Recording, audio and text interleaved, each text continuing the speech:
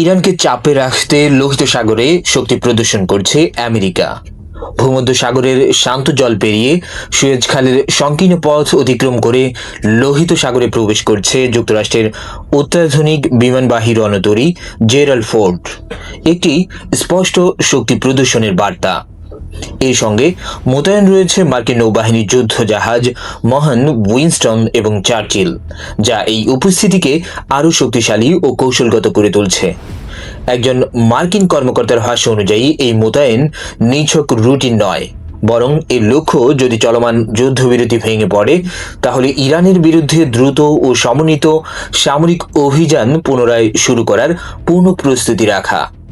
পরিস্থিতি আরও উত্তপ্ত করে তুলছে আরেকটি পদক্ষেপ, আর সেটি হচ্ছে মার্কিন বিমানবাহী রণতরী জর্জ ডব্লিউ বুশ ইতোমধ্যেই এই অঞ্চলের দিকেই অগ্রসর হচ্ছে। প্রয়োজনে এটি ফোর্ডকে সরাসরি সহায়তা দিতে সক্ষম হবে, যা ইঙ্গিত দিচ্ছে সম্ভাব্য বড় ধরনের সামরিক প্রস্তুতির। মধ্যপ্রাচ্যের আকাশ ও সমুদ্র দুটোই এখন ক্রমেই হয়ে উঠছে উচ্চমাত্রার কৌশলগত হিসাব নিকেশের কেন্দ্র।